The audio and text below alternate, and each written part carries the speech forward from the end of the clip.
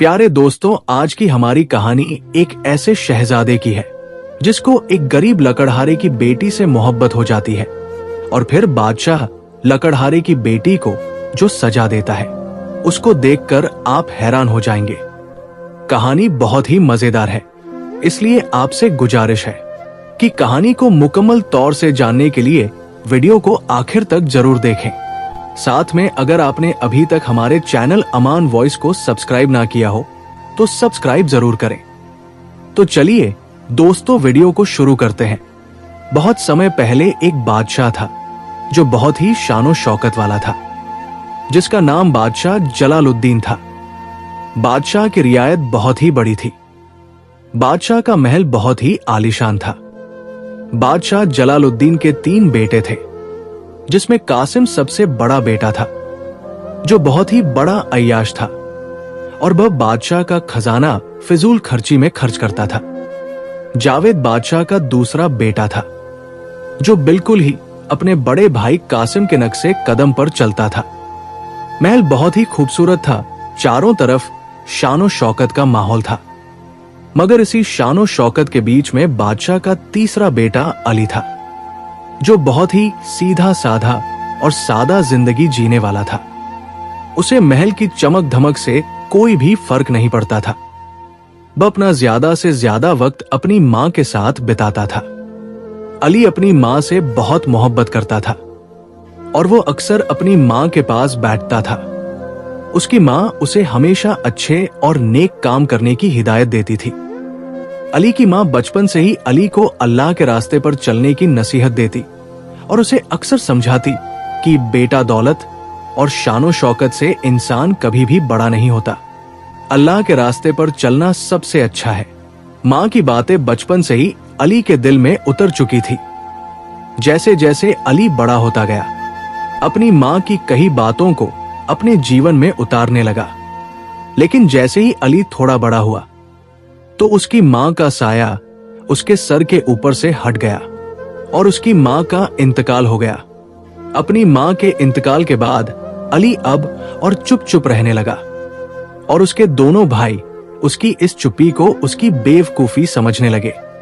उन्हें लगने लगा कि हमारा भाई बहुत ही बेवकूफ है और अक्सर अली को ताने मारने लगे और कहने लगे कि तुम एक शहजादे हो और तुम्हें अपनी जिंदगी एक शहजादे की तरह जीना चाहिए।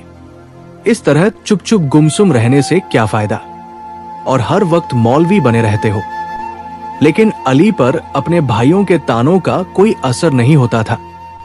दूसरी तरफ अली अपने महल में रहने वाले मुलाजिमों से बहुत ही मोहब्बत के साथ पेश आता था, जिसकी वजह से मुलाजिम भी समझते थे कि अली सबसे अलग है। अली के दोनों भाई हमेशा अली के खिलाफ मंसूबे बनाते और कहते, देखो ये कैसी जिंदगी जीता है, कहीं से भी शहजादा नहीं लगता है। बादशाह जलालुद्दीन को भी अपने बेटे अली का ये जीवन बिल्कुल पसंद नहीं था, क्योंकि बादशाह की ख्वाहिश थी कि उसके तीनों बेटे उसके ही नक्शे कदम पर चले। लेकिन अली तो अपनी ही जिंदगी में मशरूफ था और सादगी भरी जिंदगी जीना पसंद करता था। एक दिन बादशाह ने अली को बुलाया और कहने लगा कि ये कौन सी जिंदगी तुमने चुन ली है? तुम एक शहजादे हो तो फिर शहजादों की तरह क्यों नहीं रहते? अली चुपचाप बादशाह की बात को सुनता रहा, लेकिन उसका इरादा पक्का था। वो अपने लिए सादगी भरी जिंदगी चुन चुका था और अब उससे पीछे हटने वाला नहीं था, क्योंकि वो अपने मन में मां की बचपन में दी गई हिदायत के रास्ते को ही चुन चुका था और वो बहुत अच्छे से जानता था कि अल्लाह के रास्ते पर चलने से ज्यादा इस दुनिया की कोई चीज बेहतर नहीं है। अली को महल की शानो शौकत से भरी जिंदगी बिल्कुल पसंद नहीं आती थी। वो अक्सर अपनी महल के बगीचे में जाता और ये सोचता कि क्या मेरी जिंदगी महल की 4 दीवारी में ही कैद होकर रह गई है। फिर एक दिन वो अल्लाह की तलाश में महल से बाहर निकल गया और चलते चलते काफी दूर घने जंगल में पहुंचा। उस सुनसान जंगल में चारों तरफ पेड़ ही पेड़ थे और उन्हीं पेड़ों के बीच में एक छोटा सा झोपड़ी थी, जिसके पास एक बहुत ही नूरानी चेहरे वाले एक बाबा बैठे हुए थे। जब अली ने उन नूरानी चेहरे वाले बाबा को देखा तो उसने अपना घोड़ा तुरंत वहीं पर रोक दिया और उनके पास जाकर खड़ा हो गया। बाबा ने जब अली की तरफ हैरानी से देखते हुए पूछा कि बेटा, क्या तुम मुसाफिर हो और रास्ता भूल गए हो? इस पर अली ने कहा, नहीं बाबा, मैं कोई मुसाफिर नहीं, मैं रास्ता भी नहीं भूला, बल्कि मैं सुकून और चैन पाने के लिए निकला हूं।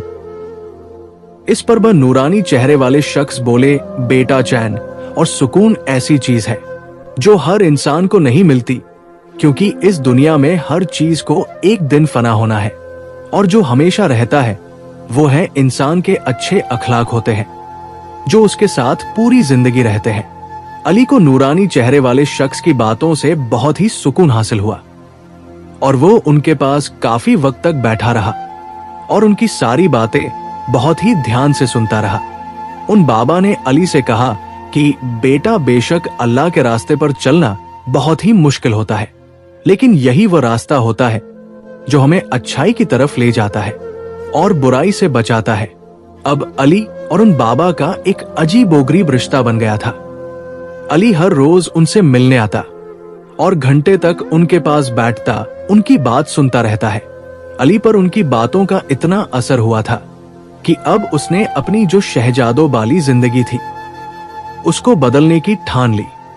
और अब जब महल में वो वापस गया और उसने ये सब बातों को अपने भाइयों को बताया, तो उसके भाइयों ने उसका बहुत मजाक बनाया और कहा कि अरे, अब तुम मौलवी बनोगे, ये आराम की जिंदगी छोड़कर जंगल में जाकर रहोगे। जलालुद्दीन को जब अपने बेटे अली की इन बातों का पता चला तो वो बहुत नाराज हुआ और उसने तुरंत अली को अपने पास बुलाया और कहा कि तुम हमारी इज्जत को मिट्टी में क्यों मिलाना चाहते हो? हम चाहते थे कि हमारे बाद तुम इस सल्तनत को संभालो और इसके बादशाह बनो, और तुम हो जो वो गरीब फकीरों वाली जिंदगी जीना पसंद कर रहे हो। इस पर अली ने बहुत ही धीमी आवाज में कहा कि अब्बा जान, मैं अपनी जिम्मेदारियां से नहीं भाग रहा, बल्कि मैं एक ऐसे रास्ते को चुन चुका हूं जो रास्ता अल्लाह तक ले जाता है, क्योंकि उसी रास्ते पर चलने से सुकून हासिल होता है और दौलत, ऐशो आराम, ये तो सब दुनियावी चीजें हैं। बादशाह को अपने बेटे की ये बातें सुनकर बहुत गुस्सा आया और उसने गुस्से में अपने बेटे अली से कहा कि या तो तुम अपनी जिंदगी बदलो, और अगर नहीं बदलते तो तुम्हारे लिए मेरे इस महल में कोई जगह नहीं है। अली पर अपने वालिद की बातों का कोई असर नहीं हुआ। उसने अल्लाह के बताए रास्ते पर चलने की पूरी ठान ली। पूरे महल में उसका ये बदलाव किसी को रास नहीं आ रहा था। अब अली को इस रास्ते पर चलते हुए हर दिन एक नई परेशानी का सामना करना पड़ता, लेकिन उसको जितनी परेशानियों का सामना करना पड़ता, उसके अंदर अल्लाह की मोहब्बत उतनी ही पैदा होती जाती। अली की जिंदगी की सबसे बड़ी परेशानी उसका अकेलापन था, क्योंकि महल में उसके दिल की बातों को सुनने वाला कोई नहीं। सब उसको नजरअंदाज करते थे। अली के दिल के हाल को समझने वाला सिर्फ एक ही थी, जो उसकी प्यारी बहन सोफिया थी। सोफिया अली की इकलौती बहन थी, जो उसके दिल के हाल को बहुत ही अच्छी तरह से समझती थी, और वो भी अली की तरह अल्लाह के रास्ते को चुन चुकी थी और अल्लाह की इबादत करती थी, और हमेशा अपने छोटे भाई अली का बहुत ख्याल रखती, उसके परेशान दिल के हाल को सुनती। अली जब भी परेशान होता तो वो अपने दिल की परेशानी अपनी बहन को बताता। एक दिन जब अली के भाइयों ने उसका बहुत मजाक उड़ाया तो वो बहुत परेशान हो गया और वो उदास मन से अपनी बहन के पास पहुंचा और कहने लगा कि क्या मेरी जिंदगी का लोग इसी तरह से मजाक उड़ाते रहेंगे? मेरे अपने भाई ही मेरी मजाक बनाते हैं, महल में कोई मुझे इज्जत नहीं देता, क्या मुझे ऐसे ही जिंदगी जीना होगा? सोफिया ने अपने भाई को बहुत ही प्यार से अपने पास बैठाकर कहा कि अली जो शख्स अल्लाह की राह पर चलता है तो लोग उसका ऐसे ही मजाक बनाते हैं, और जब तुमने ये रास्ता चुना है तो तुम्हें इस रास्ते की परेशानियों का सामना करना पड़ेगा, लेकिन बेशक अल्लाह तुम्हारी सारी परेशानियों को दूर कर देगा। तुम अपने इस रास्ते पर चलना कायम रखो और अल्लाह पर यकीन करो, देखना एक दिन तुम्हारे लिए सब आसान होगा। अपनी बहन की बातों से अली को बहुत सुकून मिला और उसने सोचा कि मेरी बहन ने मुझे जो बातें बताई है, मुझे उन पर अमल करना चाहिए और अपने रास्ते पर चलते रहना चाहिए। महल में अली की जिंदगी और मुश्किल होती जा रही थी, क्योंकि उसके दोनों भाई अक्सर उसका मजाक उड़ाते और उसको नीचा दिखाने की कोशिश करते। लेकिन अली ने कभी भी उनकी बातों पर ध्यान नहीं दिया और हर रोज दिन में 3-4 घंटे अल्लाह की इबादत में गुजारता और हमेशा अल्लाह से यही फरियाद करता कि अल्लाह उसे हौसला और हिम्मत दे ताकि वो अपने रास्ते से पीछे न लौट सके। दूसरी तरफ अपनी बहन सोफिया के साथ से भी अली को बहुत ही हिम्मत मिलती। दूसरी तरफ दूसरी सल्तनत का बादशाह था जिसका नाम जहीरुद्दीन था, जो बहुत ही नेक और ईमान परस्त बादशाह था। उसकी बहुत ही खूबसूरत बेटी थी जिसका नाम जीनत था। जीनत एक बहुत ही नेक और होशियार लड़की थी। जहीरुद्दीन का यह सपना था कि वो अपनी बेटी का हाथ एक ऐसे शख्स के हाथ में देगा जो बहुत ही नेक दिल और ईमान परस्त होगा। बादशाह जहीरुद्दीन की बेटी जबान हो चुकी थी और बादशाह की यही फिक्र थी कि वो अपनी बेटी का हाथ ऐसे शख्स के हाथ में दे जो दौलत से बड़ा ना हो बल्कि दीन और ईमानदारी से बड़ा हो, क्योंकि जहीरुद्दीन एक बहुत ही बड़ी सल्तनत का बादशाह था। लेकिन उसका ख्याल था कि अगर उसने अपनी बेटी के लिए एक नेक दिल और ईमानदार दामाद ना चुना तो उसकी सल्तनत को इससे कोई फायदा नहीं होगा। और इसी इरादे से एक बार उसने दूसरे मुल्क में एक लकड़हारा के बेस में जाने की योजना बनाई, क्योंकि वो अपनी बेटी के लिए एक नेक सच्चे इंसान की तलाश करना चाहता था। और इसी इरादे से दूसरे मुल्क में जाने की सोची, क्योंकि वह जानता था कि इस दुनिया में ऐसे बहुत से लोग हैं जो सिर्फ दौलत और ताकत को पाना चाहते हैं, लेकिन उसका इरादा अपनी बेटी के लिए ऐसा शख्स ढूंढना था जो अपनी अच्छाई और नेक दिली से लोगों के दिलों पर राज करता हो। जहीरुद्दीन की बेटी जीनत भी अपने वालिद की बातों से सहमत थी और वो यही चाहती थी कि उसकी शादी एक ऐसे ही शख्स से हो जैसा कि कब बादशाह चाहता था। अब दोनों ने मंसूबा बनाया कि हमें दूसरे मुल्क में एक साधारण से इंसान के वेश में जाना होगा और फिर दोनों एक लकड़हारा और लकड़हारे की गरीब लड़की के रूप लेकर दूसरे मुल्क में पहुंच गए और वहां जाकर एक छोटी से गांव में रहने लगे। जहीरुद्दीन ने अपनी बेटी को समझाया कि बेटी, हम इस मुल्क में एक अच्छे और ईमानदार शख्स की तलाश में आए हैं, तो यहाँ पर हम अपनी शान शौकत का कोई भी जिक्र नहीं करेंगे।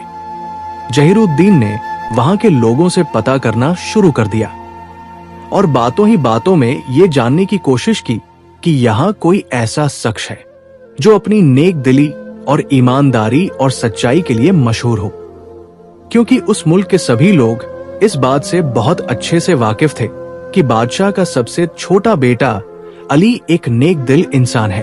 तो उन्होंने तुरंत ही अली का नाम लिया और कहा कि हमारे मुल्क का जो बादशाह है जलालुद्दीन, उनका सबसे छोटा बेटा अली अपनी ईमानदारी और नेक दिली के लिए जाना जाता है, लेकिन वह इस वक्त बहुत परेशान है।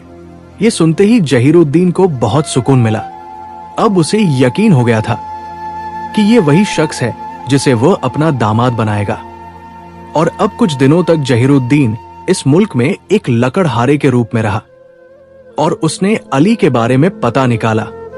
लोगों ने बताया कि इतनी बड़ी सल्तनत का शहजादा होने के बावजूद भी वो एक आम जिंदगी जीता है और अल्लाह की इबादत में ज्यादा से ज्यादा वक्त बिताता है। किसी भी तरह की शानो शौकत उसके अंदर दिखाई नहीं देती। लेकिन अफसोस की उसकी जिंदगी बहुत ही मुश्किल है, क्योंकि वो अपनी दौलत के साथ ना जी कर एक साधारण सी जिंदगी जीता है। जो महल में किसी को रास नहीं आती, तब उसको उसकी इस जिंदगी के लिए ताने मारते रहते हैं। कोई उसका ख्याल नहीं करता। ये सुनकर जहीरुद्दीन को बहुत सुकून मिला और उत्सुकता हुई कि वह जलालुद्दीन की बेटे अली से खुद रूबरू होगा, क्योंकि अब जहीरुद्दीन समझ चुका था कि वो वही शख्स है जिसकी तलाश में वो इस मुल्क में आया है। और एक दिन जहीरुद्दीन लकड़हारे के रूप में जमालुद्दीन के महल में आया और दरबान से कहा कि मैं एक बहुत मामूली सा लकड़हारा हूं, और मुझे यहाँ के सबसे छोटे शहजादे अली से मुलाकात करना है।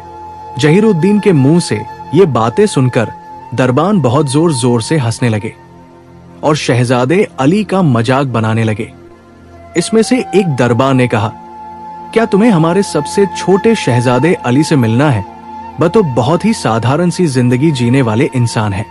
दूसरे दरबार ने हंसते हुए कहा, क्या आप सच में शहजादे अली से मिलना चाहते हैं? क्योंकि हमारे मुल्क में उनसे मिलने की इच्छा कोई नहीं करता है। ये सुनकर जहीरुद्दीन ने उन दरबानों को जवाब दिया और कहा, इस मुल्क में कई दिन घूमने के बाद, लोगों के बीच जाने के बाद मुझे इस बात का एहसास हुआ कि दौलत, ताकत और शोहरत से ज्यादा इंसान उस शख्स की तारीफ करते हैं जो अल्लाह को मानने वाला, नेक और ईमानदार होता है। जहीरुद्दीन की ये बातें सुनकर दरबान खामोश हो गए और फिर जहीरुद्दीन ने बादशाह जमालुद्दीन के सामने अपनी बेटी के रिश्ते का पैगाम रखा और कहा कि मैं अपनी बेटी जीनत के लिए आपका सबसे छोटे शहजादे अली का हाथ मांगने आया हूं।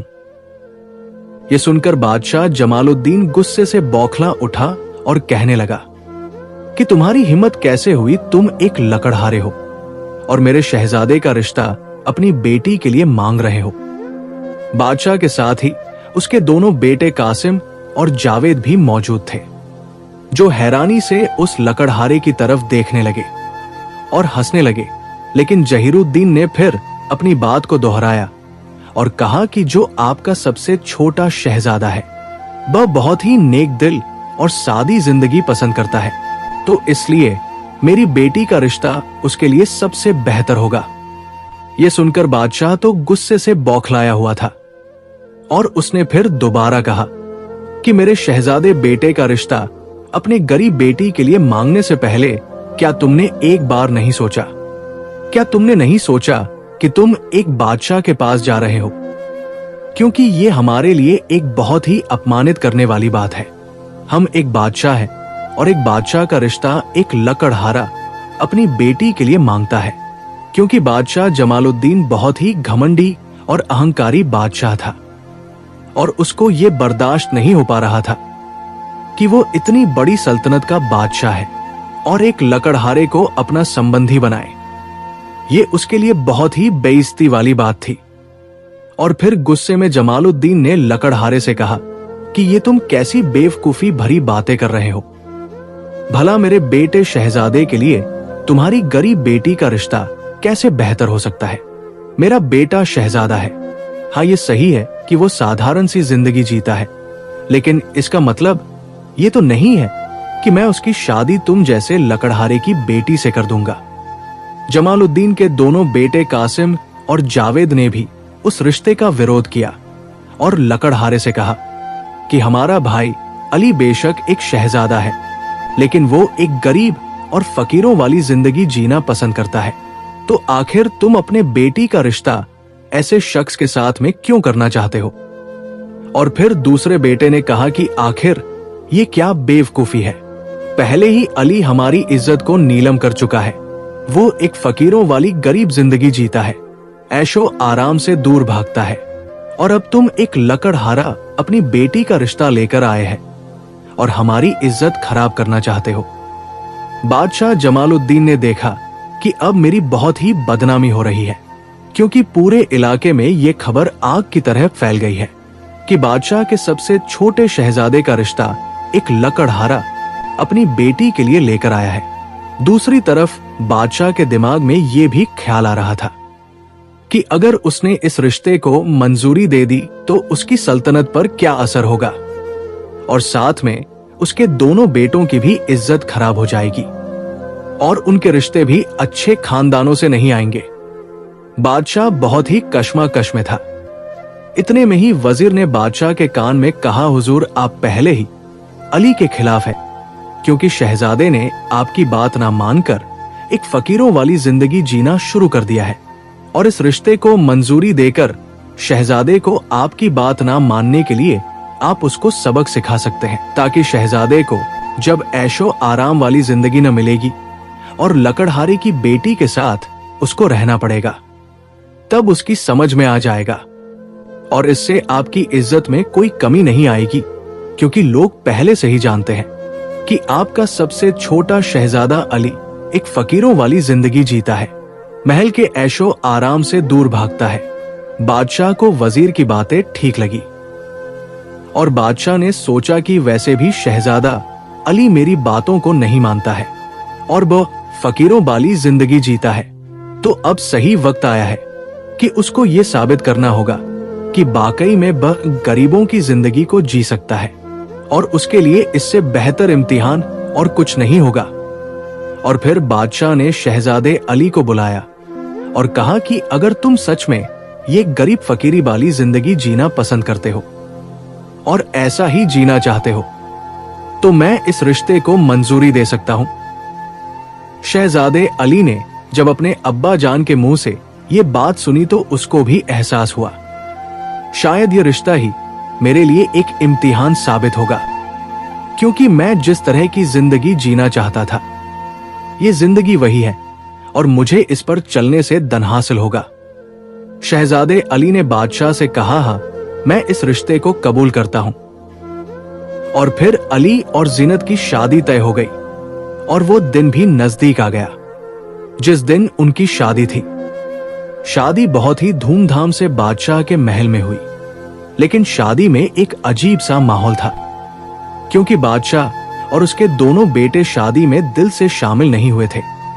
वो मजबूरी में ये शादी कर रहे थे। शादी के बाद में बादशाह जमालुद्दीन ने सोच लिया कि अब अली और उसकी बीवी को महल की जिंदगी नहीं दी जाएगी और उन्हें महल से बाहर कर दिया जाएगा, क्योंकि यही उनकी असली इम्तिहान होगा, ताकि शहजादे को ये गरीबों वाली जिंदगी जीना अच्छा लगता है तो वो यही जिंदगी जिएगा। क्योंकि बादशाह कहीं ना कहीं सोचता था कि जब शहजादा अली इस जिंदगी से तंग आ जाएगा तो खुद लौटकर अपनी हार मान लेगा और बादशाह से माफी मांगकर दोबारा शहजादे वाली जिंदगी जीना शुरू कर देगा। अब शहजादे अली और उसकी बीवी जीनत ने एक नई जिंदगी की शुरुआत की और एक छोटे से गांव में जाकर छोटे से घर में रहने लगी।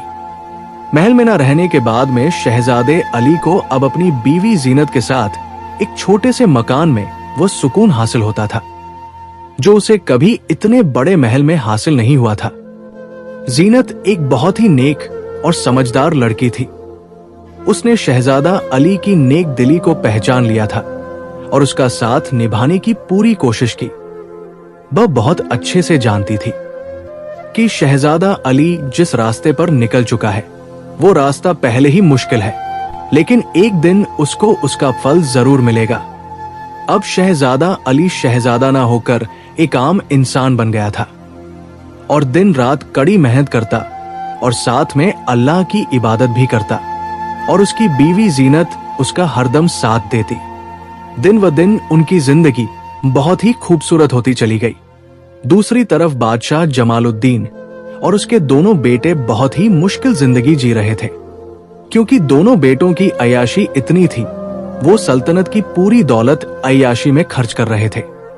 धीरे धीरे जलालुद्दीन की सल्तनत का पूरा खजाना खाली हो चुका था, क्योंकि उसके दोनों बेटे पूरे खजाने को अपनी अय्याशी में उड़ा चुके थे।